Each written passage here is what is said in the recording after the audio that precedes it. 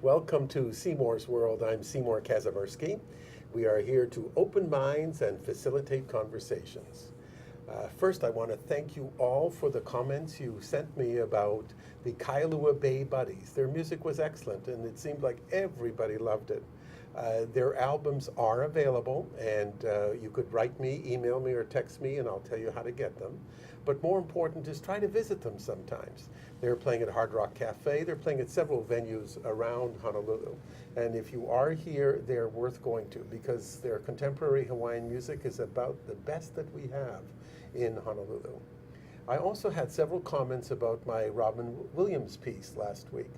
And those of you that gave me all of the plaudits, it really wasn't for me. Those were for Robin Williams. That man is an amazing talent. And although he's no longer with us, his talent is still here. So thank you for those comments as well. Today's guest, it's a very special guest for me because I've known Eddie Brinkman for 25 years, Eddie, maybe longer, I don't know, 30 years. And I've always wanted to do a show on responsible tourism. But we're not doing responsible tourism today. We're talking about real estate today. And I've talked to a lot of the very big real estate companies here in Hawaii, and we know who they all are. And I wanted to do something special where we could look at a boutique firm, somebody who really specializes in certain types of real estate. So with further ado, I would like to welcome you, Eddie, to our show. It's such a pleasure to have you. Thank you very much for having me, Seymour. You are somebody who I have known works 24 hours a day. You're always there for your clients. You're there for me, a matter of fact. You've helped me with some of the projects that we work on, and I appreciate you doing that. But more important, let's get people to know you a little better. Sure. So tell us where you came from. You're not born here in Hawaii. No. I moved here in 1986 from San Diego, California, from La Jolla. And one of the first things I did was I came here to do a job with doing the habitability spaces on the military ships here. And I didn't know anything about unions. I was in my young 20s. And I quickly found out that to have my own business doing that here would be impossible. I went to a job agency, told them, what I do, and they said, we got the perfect job for you. And next thing I knew, I was working at the Penny Saver, selling ads. Yes. That's actually where I first met you. You might not remember this. You were trying to sell me I tried to sell you an ad at Deli? No, Flor Exotica. Oh my gosh. That's now we're talking 25, 30 years ago. Yes. And so this was a very interesting job because I didn't know Hawaii. I got to go out and meet all of these business owners, such as yourself. And I quickly got to know the town. I quickly got to know the businesses. And I'd sell these ads. And one day, my previous wife, Corinne, she was giving French lessons. And somebody called her to give lessons. And it turns out her husband was in real estate. And we went to dinner. And he tells me, so what do you do? And I go, well, I sell advertising. And he says, so what do you do? And I describe, you meet the client, you get something signed, you go back, you go back and forth, you do all this. And he said, how much do you make when you sell one of these ads? And I said, well, if I get, a full page, I can make $50. And he goes, it's a lot like real estate, except, you usually get paid by about $5,000. So I go, okay, I'll look at this. And he goes, and this was like 1987. And he says, we have buses that we just drive around with our Japanese clients and they point to houses and you just write contracts. And I was like, wow, this sounds fantastic.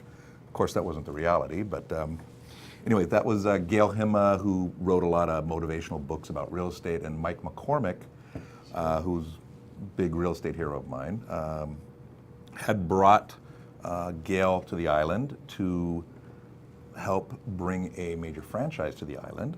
And Mike McCormick and Gail Hima brought Coldwell Banker here. So that's where I started with Coldwell Banker McCormick. And then you proceeded to open up your own firm, yes. Right? And it wasn't too long after that, if I recall. Correct. It takes, back then you had to be licensed for 2 years before you could get a broker's license. So 2 years to the day, I went and got my broker's license, and I opened a company called Alexandra Zachary Real Estate. After your children? Yep, after my two oldest children, or at the time they were babies, and that went really great. I got a great education working with Mike McCormick. He was very into teaching. His thing was, you can't send these people out to sell real estate without educating them. So he had a lot of really, really good education, and that's gone on now into the Pacific properties. Mike's long gone, but they still do that.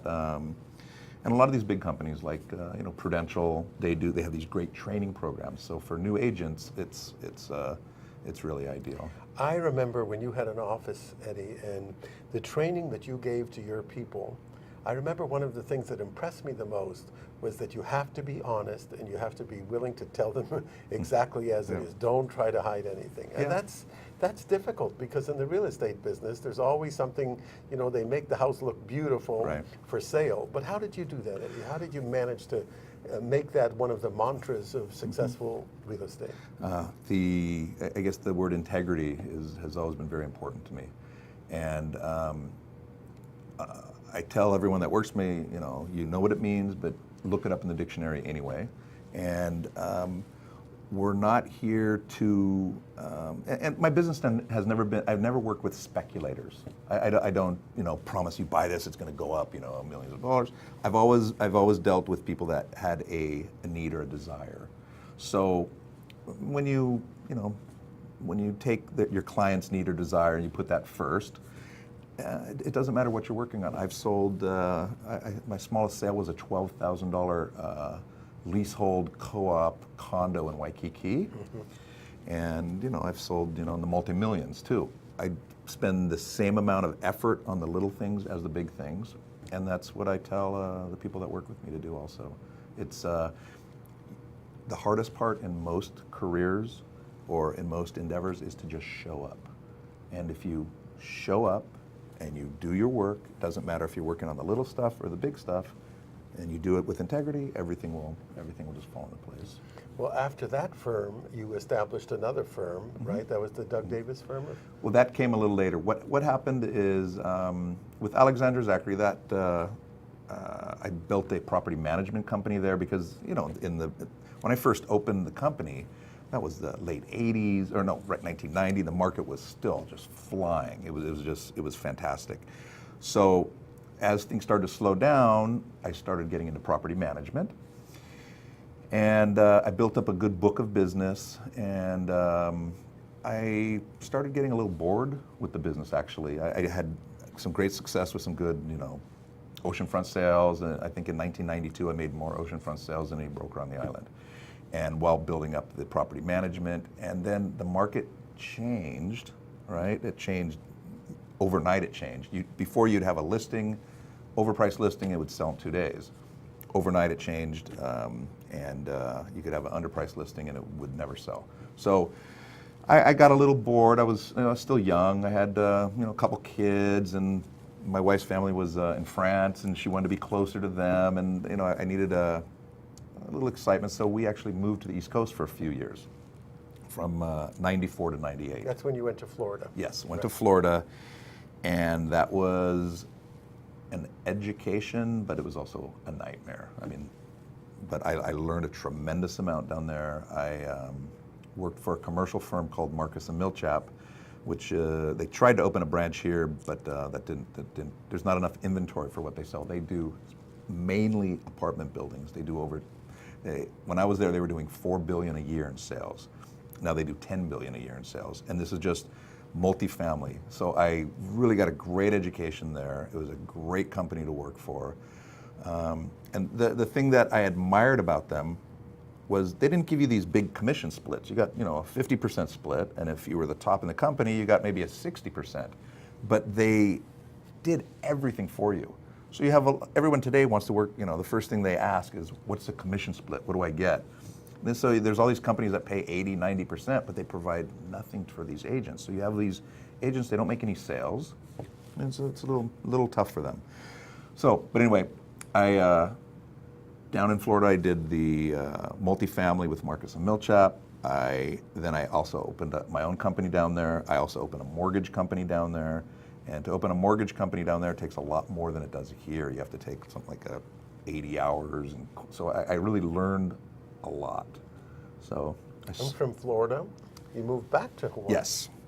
Yes. I would be in Florida driving on the freeway, on the Highway 95, watching cars upside down burning.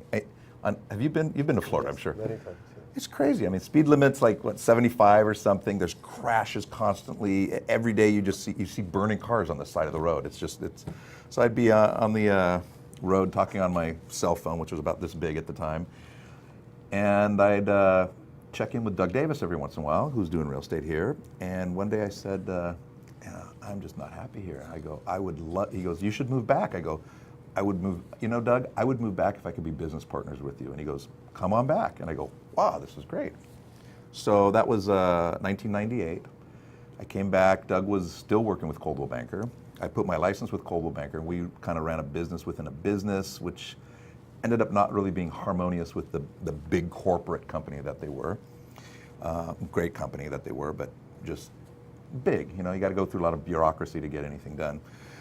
So we interviewed with a lot of companies. I had owned a company before, the Alexander Zachary, and I wasn't, looking to jump right back into that. I just wanted to do sales.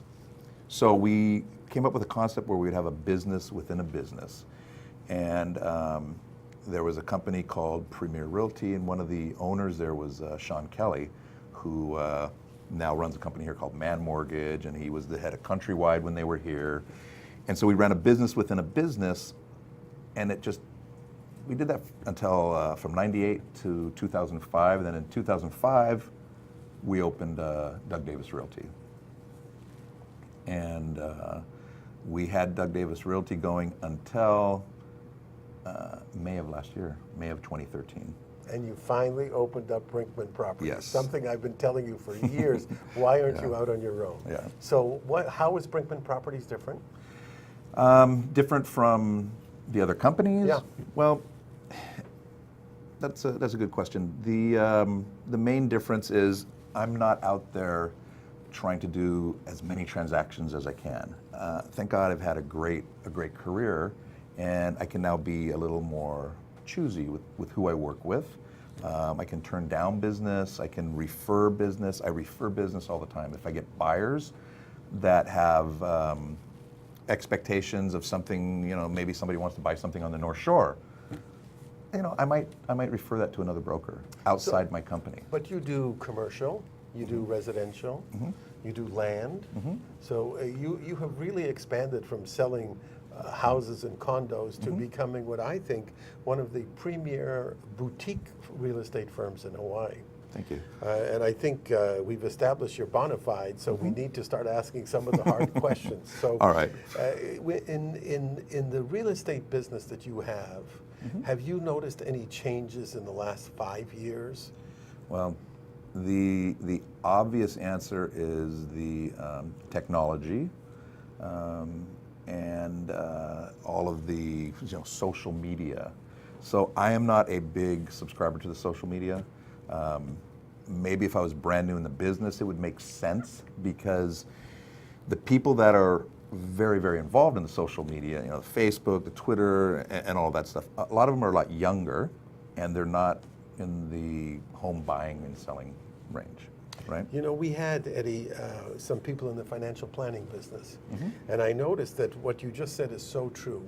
The younger people who are in the financial planning business are all trying to do a great job, and everybody's trying to work hard, but you cannot pay for experience. Right. Experience to me is so much more important when it comes to buying something that you're going to keep for a very long period of time. Where a young person in financial planning or in real estate is very gung-ho and willing to do whatever it takes today, they don't have a lot of experience when it comes to what's happened over the last 20 or 30 years in business. Right. We're gonna continue. We have to take a short break. Please. All right, and after the break, we're going to start asking some hard questions about the real estate business in general, how MLS is involved or not less involved than it was 10 years ago. Okay. What is happening in this current market here in Hawaii with this Kaka'ako development project that's going on? And we have a lot of listeners who are extremely interested in your opinion. So allow us to take a short break. We will be back in about a minute. My name is Seymour Kazimirski. We're at Seymour's World ThinkTech Hawaii. I'm Hong Jiang, host for Asia in Review on Tuesdays. And I'm David Day, host for Asian Review on Thursdays. Both of us broadcast our respective shows at 4 p.m. And my topics tend to deal with questions related to environment, culture, history, and sometimes human rights. And my shows tend to be on international business, foreign policy, geopolitics, and national security. And you can watch our shows live on the ThinkTech website at thinktechhawaii.com. And you can also watch us on YouTube or Olalo. So come join us on Thursdays at 4 p.m. I'm David Day. And on Tuesdays at 4 p.m. Hi, I'm Donna Blanchard, and I host the show Center Stage on the ThinkTech Hawaii digital series right here every Wednesday from 2 to 3 Hawaii time. I would really love to have you watch the show and see what we do here. I talk with some of the most amazing people, artists, most of them, all of them involved in some sort of artistic process. And our goal here on the show is to dig into that artistic process, and you would not believe what some people say, what some people do, what people go through to express. And these are people who have to express somehow, and I find that infinitely interesting.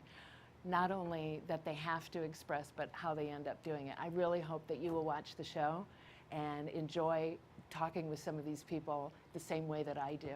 Thanks, and I hope to see you soon on Center Stage on the ThinkTech Hawaii digital series, Wednesdays from 2 to 3. See you soon.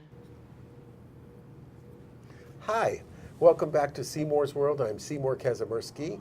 Our guest today is Eddie Brinkman of Brinkman Properties. We're discussing, I think, one of the hottest real estate areas in the country today, which is Hawaii. And we're also discussing overdevelopment of Hawaii, or what possibly is not overdevelopment. I really want your opinion, Eddie, because you, of all of the people in this real estate business, have a very, very good, long extension sense of what has happened here in Hawaii. First, let's talk about the market today. What's it like? It's very good. There's very limited inventory. There's a lot of brand new inventory in Kaka'ako, which we're going to talk about. But if you wanted to buy a house in Kaimuki for under $900,000, you'd have a real tough time. If you wanted to buy a fee simple 2-bedroom condo in Waikiki, you'd have a real tough. I mean, for under $500,000, very, very few exist. So the inventory is very low.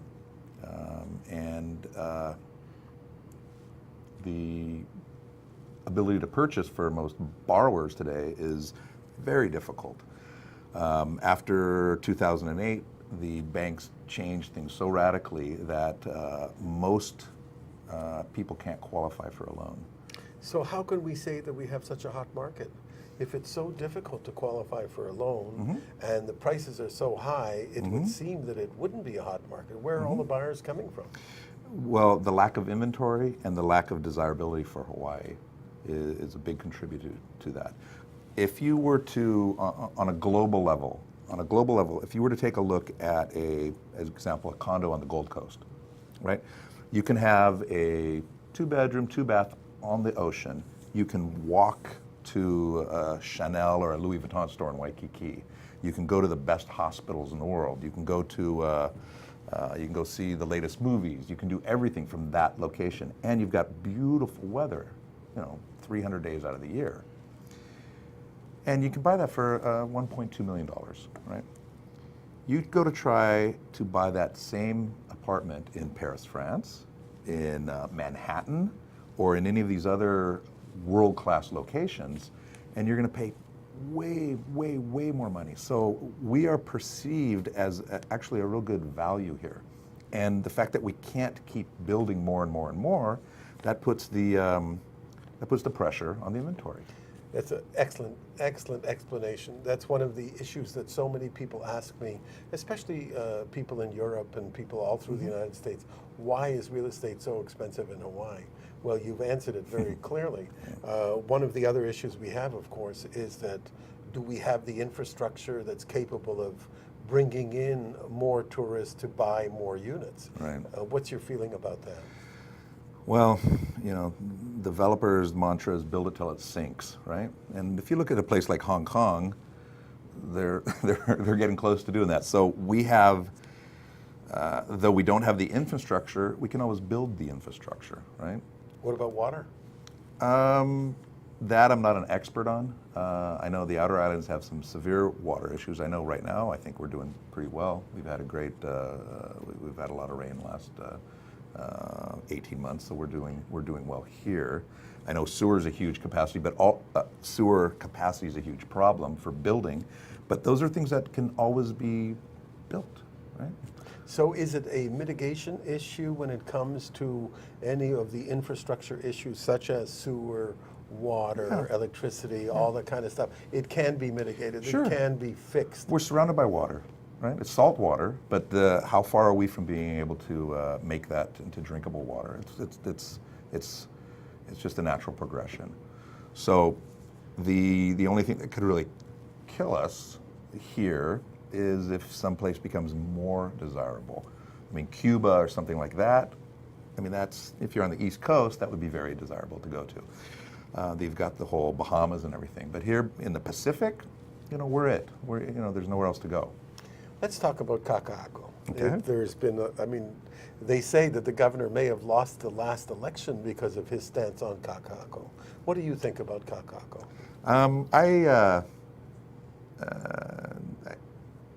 I think it's a great location for everything that they're doing. I love the plan. I actually love the plan that they have, which might not be a popular response, but I love the fact that they want to do the tree-lined streets. The Howard Hughes Corporation has that whole big plan to make it a place where you can walk.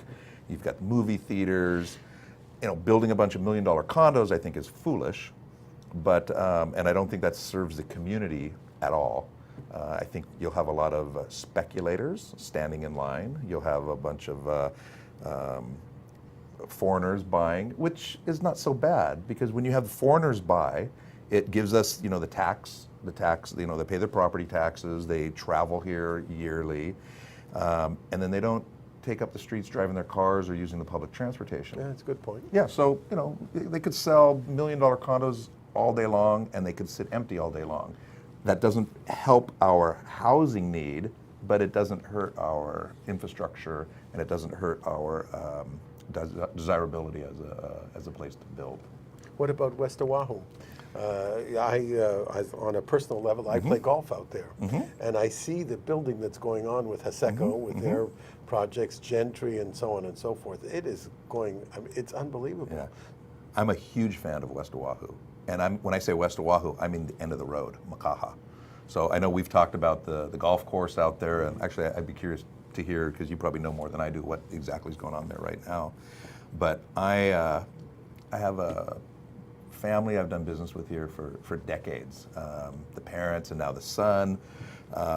He's doing quite well as he's in Hong Kong. He was a president of a bank, and then now he's he said he always wanted to buy something here in Hawaii, so that he could come back and be next to his family and things like that. But he's not going to, it won't be for like 10 or 15 years.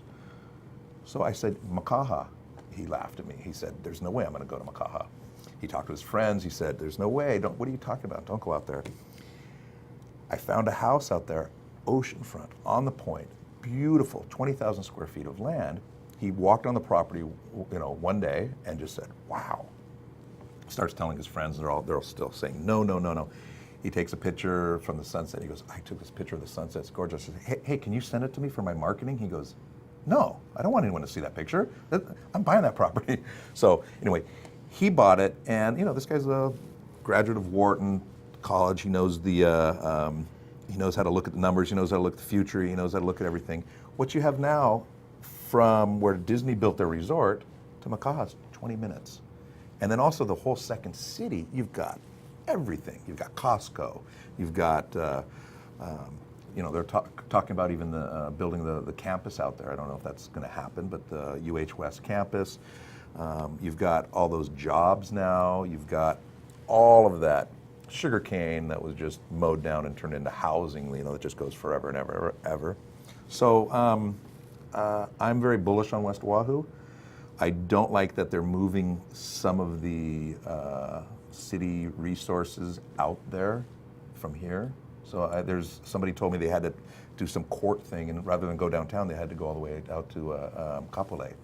So I think Kapolei should take care of Kapolei. I don't think we should be contributing to the traffic problems by taking our business out there. But I like the, you got one side of Pearl Harbor called town, and you got the other side of Pearl Harbor called West Oahu. I think it's fantastic. I happen to agree. I'm not an expert in real estate, but when it comes to development, I'm pretty well involved in what's happening out in Makaha. As you know, there's the 2 golf courses that are there, and the big old hotel that's gone through several hands, the Sheraton Makaha, and all that stuff. So there's a lot of plans around that area to try to redevelop the area.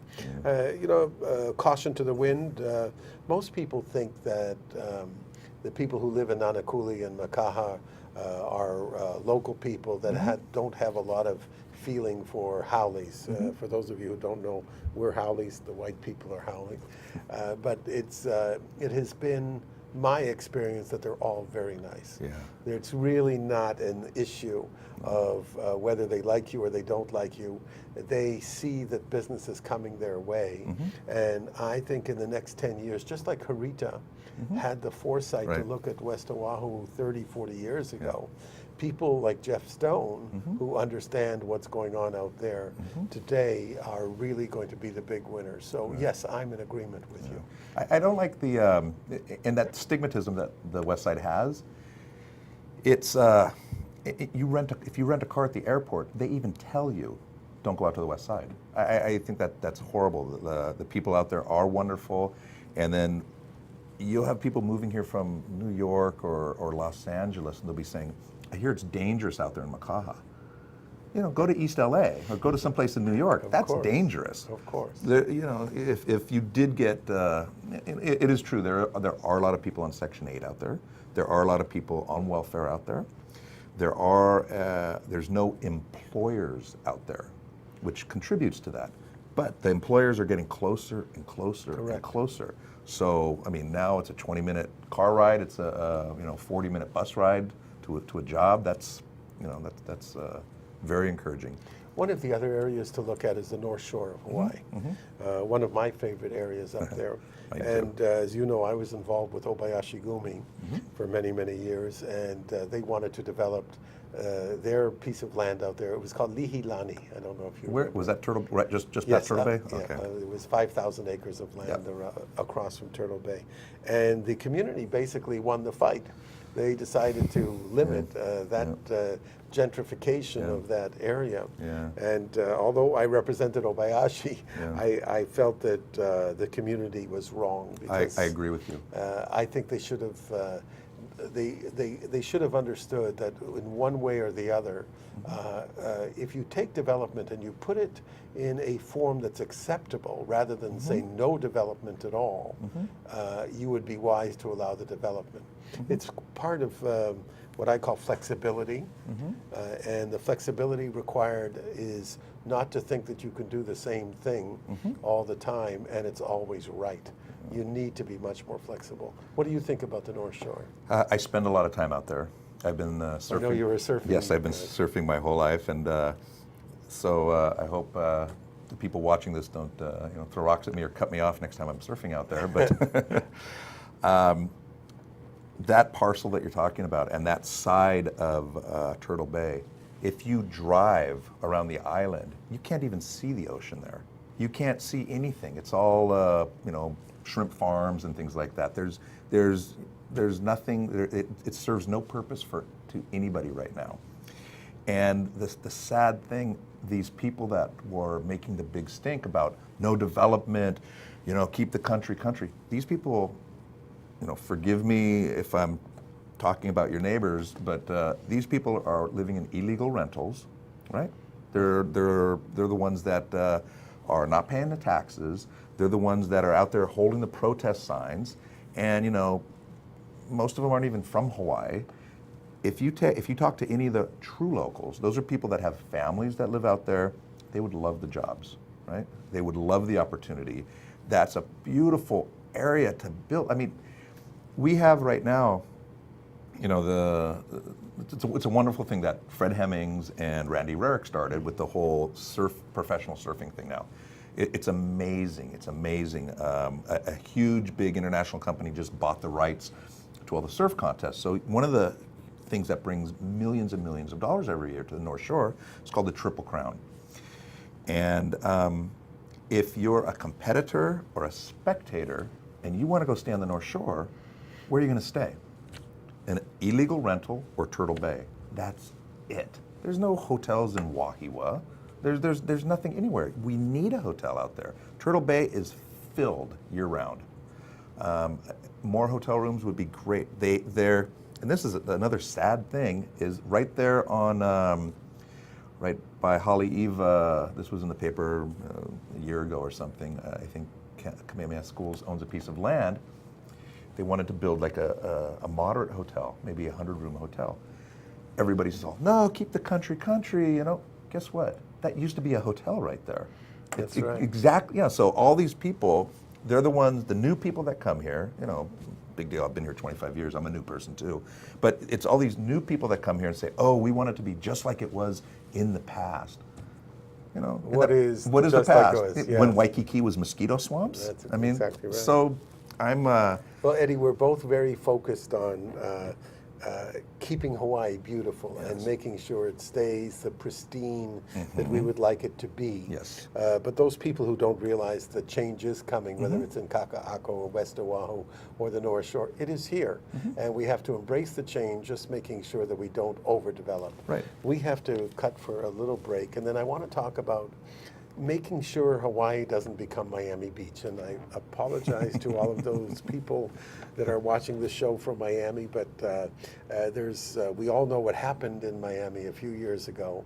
And we have to be sure that we control our development on Oahu especially, not just Oahu, but on Oahu especially, to make sure we don't get into the same trouble. So we'll be back in a minute. This is Seymour Kazimirski, or I'm Seymour Kazimirski at Seymour's World on ThinkTech Hawaii.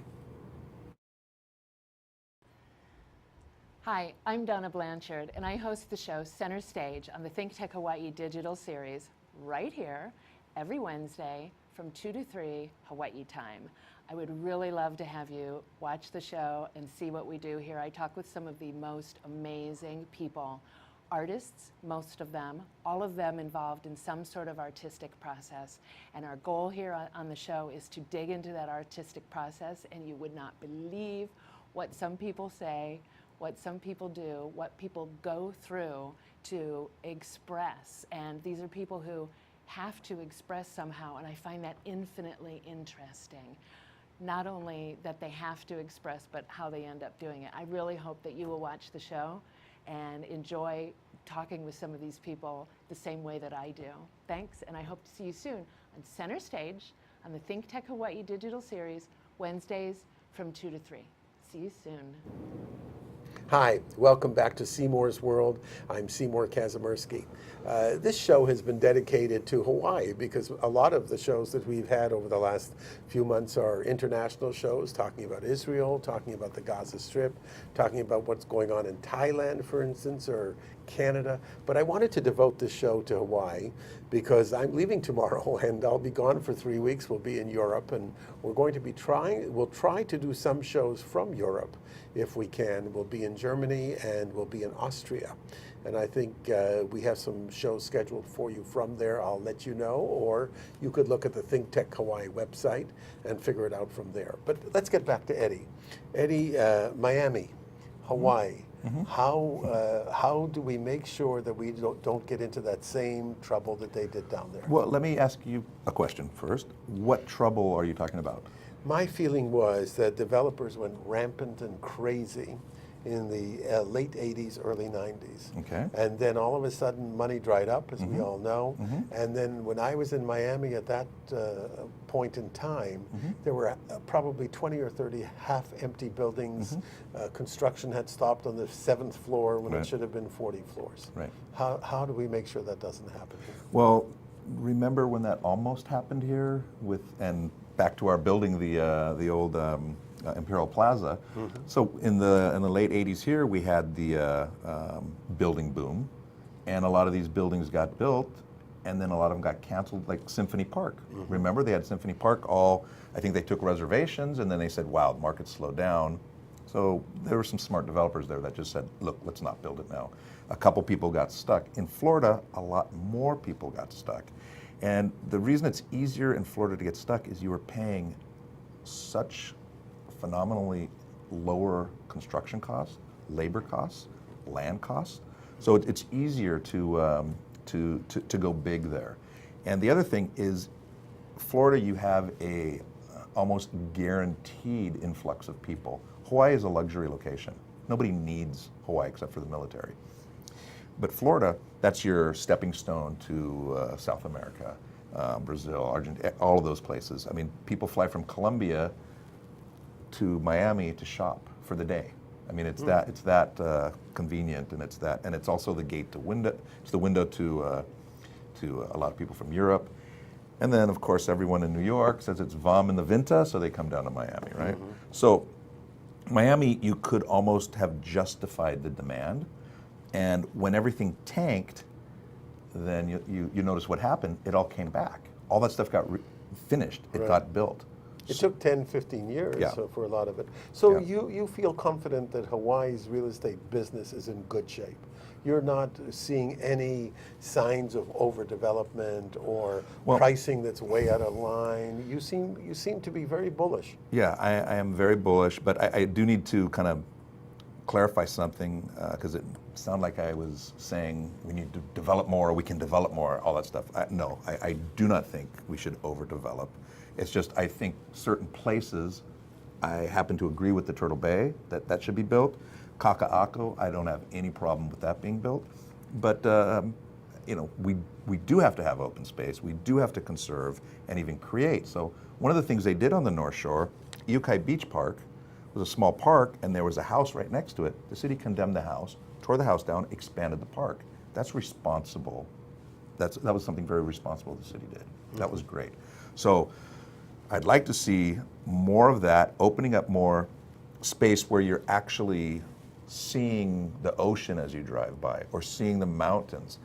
But to say, in Waikiki, okay, you can develop a building in Waikiki, but you have to contribute to some park space in Waikiki. That's just foolish. No one wants to go to a park in Waikiki. You got the beach. You've got Kapiolani Park, which is one of the best parks on the planet. So some of these, ideas of, okay, we'll let you build this multi-million-dollar condo, but you need a park dedication fee so you can build a little, 1-acre park in the middle of Kaka'ako. No, if you're going to build, but build responsibly. I think that's excellent, and I think that our audience will understand a lot more about real estate development and what's happening in real estate properties here in Hawaii. Let's look at some of the projects that you've been involved in. We only have time for a couple. Sure. All right, so if we could put up, Suri, one or two of them, that would be great. What's this one? I don't know. What is that?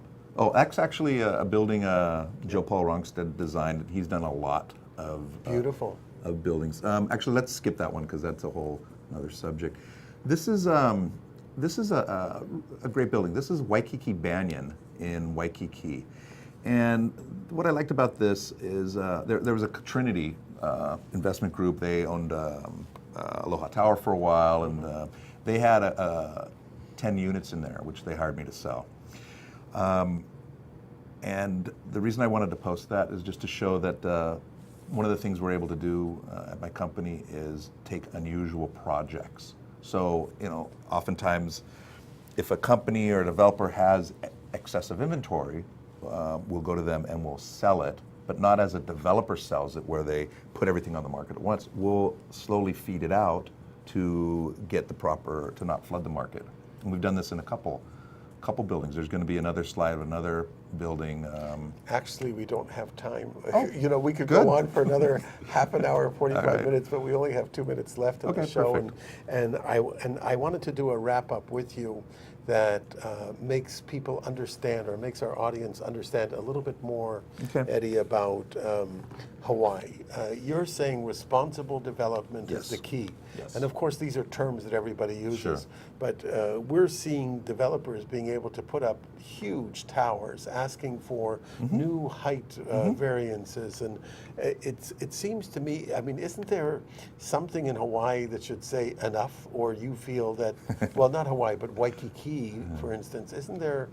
In your mind, is that enough, or do you feel that there's still room to build another Miami Beach, so to speak? Okay, you might not like this answer, but I think Waikiki should have 60-story buildings. I think the older buildings should come down, and the older buildings will come down. I mean, that's just gentrification. That's about to happen. So I think the places that you develop.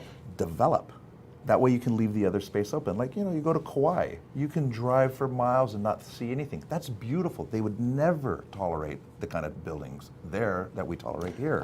That's a good point. So what Yeah. you're saying is that Waikiki should have heavy Yes, concentration yes. of tourism, shopping centers, Yes. all that sort of stuff. Yes. Make that an area that is for one type of tourist, Purely. and allow Maui, Kauai, Yes. etc., Yeah. to be for more of an ecotourism. Yes. I like that, Eddie. Yeah. I think Keep that might be a good solution. Yeah, Maui, they have the golf course, Kapalua, all that area. That's just gorgeous. It's just gorgeous. You've got golf courses, you've got ocean, you see the other islands.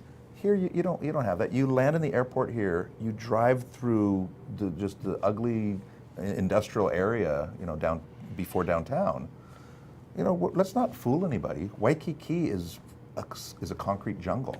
And if you're from Kentucky and you just got off the plane and you're sitting on the beach and you're watching the sun go down, you're happy as can be. You want to go hike the Nepali coast? It's a different story. Go to Kauai. There's many beautiful places, but this is our city. Thank you, Eddie. I think you've done a great job of helping us understand and put into perspective a lot of what our real estate business is all about here in Hawaii. Done a great job. Thank you. My pleasure. Next week, I mentioned I won't be here for the next 3 weeks, actually. We'll be gone.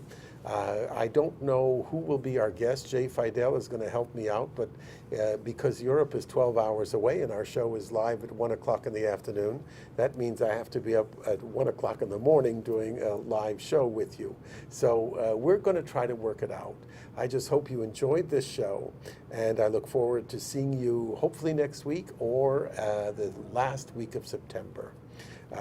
Thank you very much. Aloha. This is Seymour Kazimirski, Seymour's World on ThinkTech Hawaii.